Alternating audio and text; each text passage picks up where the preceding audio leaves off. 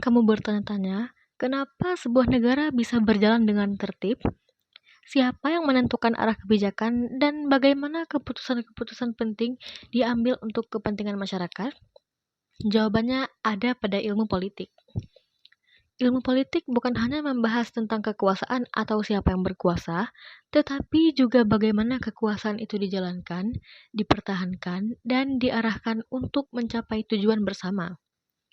Melalui ilmu ini, kita belajar memahami bagaimana sistem pemerintahan bekerja, bagaimana kebijakan publik dibuat, serta bagaimana hubungan antara pemerintah dan rakyat terbentuk dalam kehidupan sehari-hari.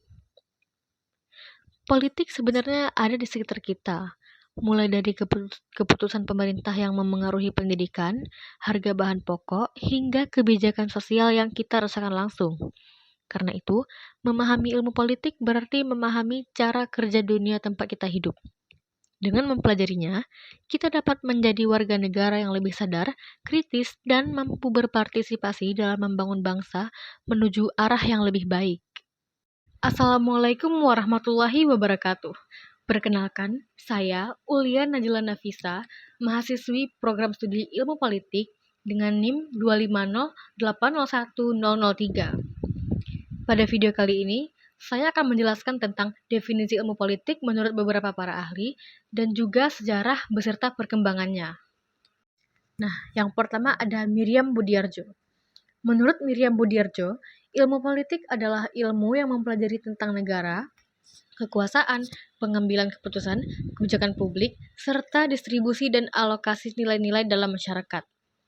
Menurut Miriam, ilmu politik tidak hanya soal pemerintahan, tapi juga tentang bagaimana kekuasaan digunakan untuk mengatur dan membagi sumber daya di masyarakat. Yang kedua ada Harold de Lasswell. Menurut Lasswell, politics is who gets what, when, and how.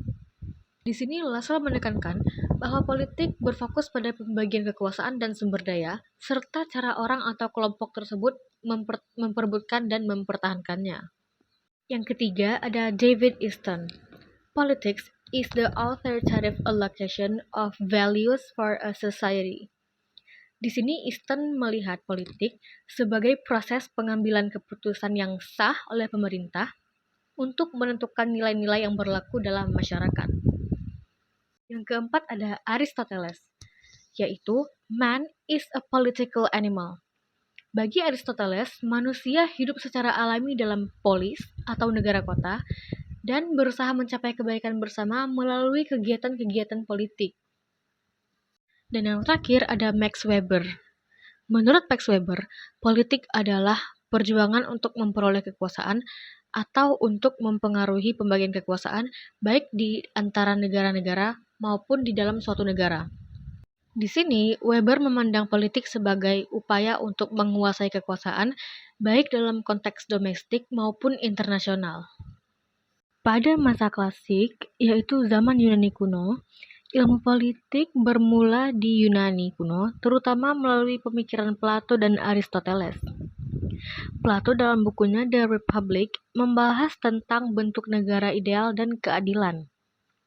Aristoteles dalam Politika menyebut manusia sebagai zoon politikon atau makhluk politik dan meneliti berbagai bentuk pemerintahan seperti monarki, aristokrasi, dan demokrasi. Pada masa ini, politik dianggap sebagai usaha mencapai kebaikan bersama atau common good. Pada masa abad pertengahan, pemikiran politik sangat dipengaruhi oleh agama, terutama oleh Gereja Katolik. Tokoh penting seperti Saint Augustine dan Thomas Aquinas menekankan bahwa kekuasaan berasal dari Tuhan dan politik harus mengikuti ajaran moral dan agama. Politik dipandang bukan sebagai urusan manusia semata, tetapi juga sebagai bagian dari rencana ilahi. Selanjutnya ada masa Renaissance dan modern awal, yaitu sekitar abad ke-15 sampai ke-18. Pada masa ini, pemikiran politik mulai terlepas dari pengaruh agama. Tokoh-tokoh seperti Niccolo Machiavelli menulis The Prince yang melihat politik secara realistis, bahwa kekuasaan bisa diperoleh dan dipertahankan dengan strategi.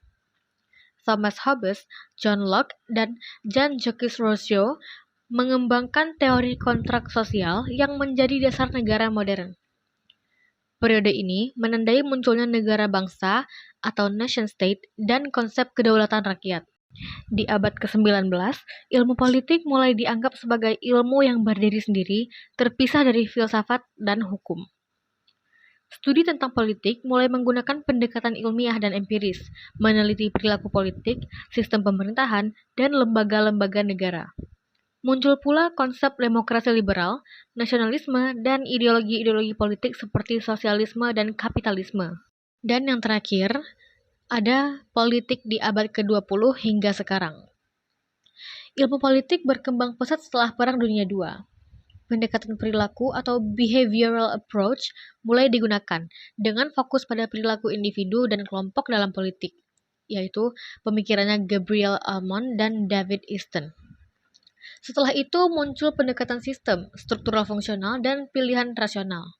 Kini, ilmu politik mencakup berbagai cabang seperti politik internasional, kebijakan publik, pemerintahan dan administrasi negara, serta partisipasi dan perilaku politik masyarakat. Ilmu politik modern bersifat multidisipliner, memanfaatkan metode dari sosiologi, psikologi, ekonomi, dan ilmu data. Sekarang, saya akan menjelaskan sejarah dan perkembangan ilmu politik di berbagai negara. Yang pertama ada Inggris. Ilmu politik bermula dari pemikiran klasik tentang pemerintahan dan konstitusi oleh Thomas Hobbes dan John Locke, yaitu pada teori kontrak sosial. Abad ke-19 menjadi awal demokrasi parlementer, dengan fokus kajian pada lembaga pemerintahan dan kebijakan publik melalui universitas seperti Oxford dan Cambridge.